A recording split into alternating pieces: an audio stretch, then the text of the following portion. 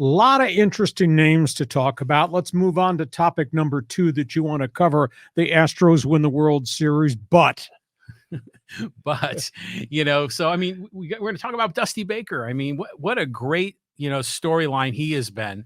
And, he came up through, well, he came up as a Brave, like back in the 60s.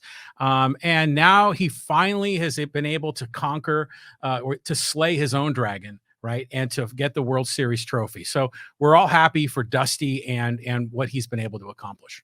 Dusty came up as a Brave, became a star with the Dodgers, was with the Giants, finished up with the Athletics, and then became a manager. And, you have to feel good because he's a baseball lifer. This is all he has ever done. And he was a rock solid everyday player. Oh, yeah. And I'll tell you what, you look at what he's done as a manager, John, absolutely amazing. 25 years as a major league manager, never won a World Series. He's got over 2,090 career victories. I mean, based on tenure and longevity, maybe somebody looks at him as a Hall of Fame candidate.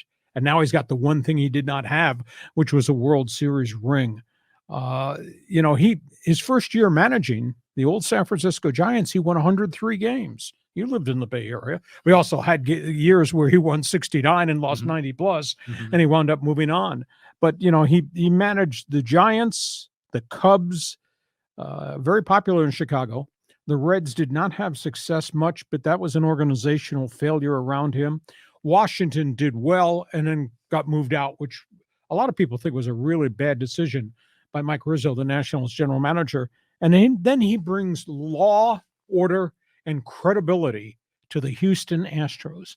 And think about how hard it was for him, John, to walk into that Houston clubhouse.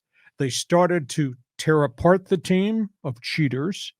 They were going through transition as guys started to leave. And then all of a sudden, the Astros walk in the front door and say, here's this rookie from AAA, here's this kid from AA. And the snap of the fingers, they rebuilt this controversial World Series team and moved guys out, replaced those guys with young guys who really came of age very quickly. And they did it without blowing up their budget. So, I mean, Dusty's managed egos, Dusty's managed the X's and O's, and think of all the eras that Dusty has progressed through Major League Baseball. Hell of a guy. Yeah, I mean, terrific guy. I mean, I remember collecting my baseball cards of the Atlanta Braves back in the day. And remember they had three guys that hit 40 home runs in one season. And it was Aaron, and it was Davey Johnson, and I can't remember the third guy. But then they also had Dusty Baker on that roster. And then he went to the Dodgers and had a great run in the late 70s. But the memory I have of him is managing the Giants in the World Series. I remember his son kind of wandered out by home plate. Yeah. And then I think it was JT Snow had to scoop him up. And then he had that moment when they were playing the Angels in the World Series. And gosh, I can't remember who the pitcher was, but he pulled him out of the game and he sort of flipped him the game ball. Like, it was all in the bag for the Giants. And then it all went sideways.